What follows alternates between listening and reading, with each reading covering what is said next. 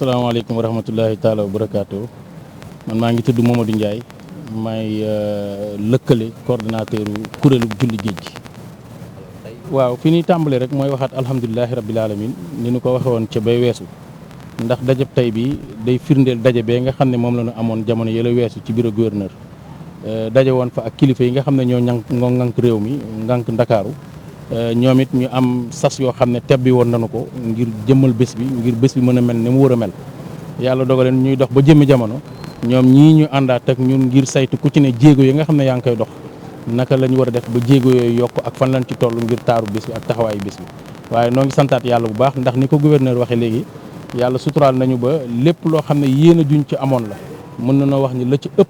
suñu borom dogal na ni def nañu ko li nga xam ne it moo fi desandi mooy loo xam ne day ànd ak jamono te mënta mat lu dul bu bés ba jotee ci lañ koy matale waaye fi nga xam ne it suñu borom dogal na am na lenn luñ ci xalaat ak néew rek te it ay pexe ñeenti citerne ndox ndax barab la boo xam ne laab dafay am solo lool ci njàngum alxuraan mi ak njàngum xasida mi waaye fa ñuy defaree bernde it da ciy am solo lool yàlla dogal na ni it ñi nga xam ne ñoo sasoo woon loolu muy waa CNO wax nañu fi seen doole toll waaye ñoom ñii nga xam ne noonu bokk jilif ñun ñëpp it nag am na jéego yoo xam ne fas nañ ko yéenee dox suba te yaakaar na ni buñ ci yeggee yàlla mën na noon suturaal ba la nga xam ne moom lañ ci bëggoon ñu matale ko lépp loo xam ne it ni ko sëñ bi waxee ci garab yi ndax barab la boo xam ne mbooloo moo fi daje kon wéradi mën na fay feeñ lu ne mën na fay feeñ waaye gannaaw loolu it am na saytu yaram yoo xam ne des na ko fiy def te kenn du fay dara loolee lépp nguur gi daan nañu ci jàppale ci ay garab ngir mu gën a woyof mel na ni jaayante boobee dees na ko matalewaat suba bu soobee yàlla moom la préfet bi wax ni jël nañu ko ba bu ñu gisee ki nga xam ne moo yor kër docteur ci gox bi yaakaar nañ ni suba dinañu ci am li nga xam ne moom la ñu ci bëgg bu soobee yàlla wanag yi nga xam ne it mooy tax nit ñi sell mooy tax nit ñi laab ndax njàngum alxuraan ak njàngum xas day ànd ak laab wanag yooyee am na ci ñoo xam ne waa ONAS am na luñ ci sasoo woon waaye xat-xati jamono tax ne mënatuñ koo matale waaye ñëw nañ ne mënuñu koo matale waaye comme pexe bi jeexit nag gouverneur bi nga xam ne moo ñu bokk yilif ñun ñëpp it booleeg suñuy pexe am nañu yaakaar ni suba dinañu am jéego yoo xam ne danañu ko ci dox bu soobee yàlla ba yaakaar nañ ni la nga xam ne namm nañ ko ci yàlla mën nañ ci defal sutura waaye daal ci tënk daal nañu jàpp ni la ñu tënkoon keroog ak ñoom ñii di autorités yi yàlla suturaal nañu ne bu dee xaaj ba tegaat na xaaj ba lépp mat na noonu ci santaat yàlla bu baax alhamdulilah rabbi. Donc il faut dire que la rencontre qu'on a tenue aujourd'hui fait suite au CRD, au comité régional de développement, qui a été tenu dans les locaux de la gouvernance de Dakar sous la présidence du gouverneur avec le comité d'organisation de cet événement religieux dénommé Magal Fàttaliku Julli Géej bi. À quelques jours de l'événement, on a jugé nécessaire de nous déplacer. La première réunion s'était tenue chez nous à la gouvernance.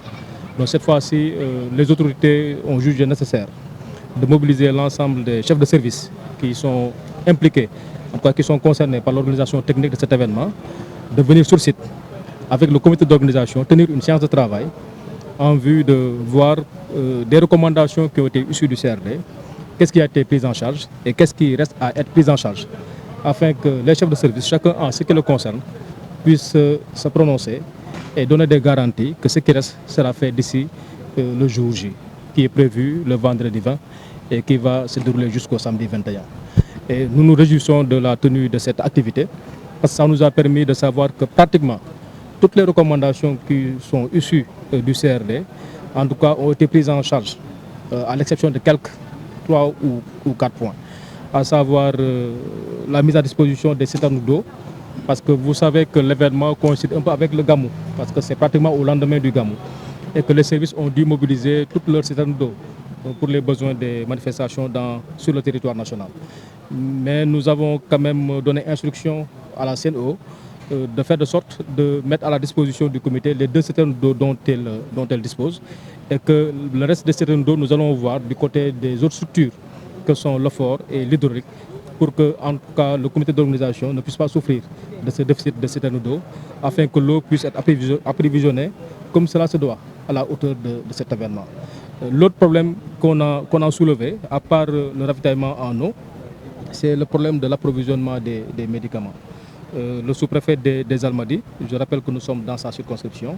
a pris l'engagement en relation avec le médecin-chef du district, M. Abdou Karim Diop, de faire de sorte que des médicaments puissent être mis à disposition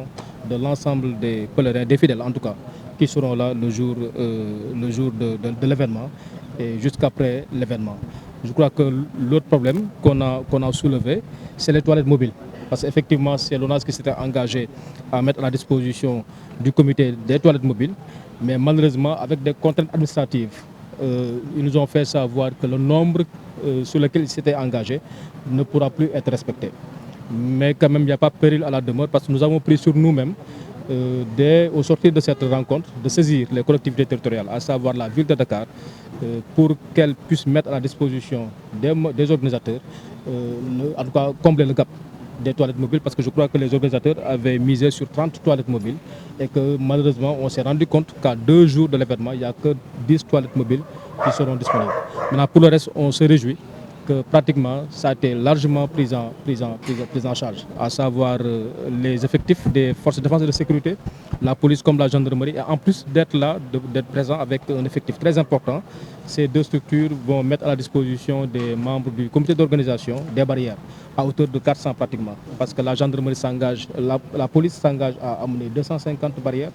la gendarmerie s'engage à amener 150 et elle dit qu'elle peut même aller au-delà de ces 150 barrières. Donc d'une manière générale, on se réjouit véritablement de savoir que les services de l'État qui s'étaient engagés à en tout cas accompagner le comité d'organisation, ils ont tenu leurs engagements au grand bonheur des organisateurs, mais également au grand bonheur de nous, autorités administratives, qui avons la charge de la coordination de ce grand événement religieux qu'est le Fàttaliku Julli Géej gi.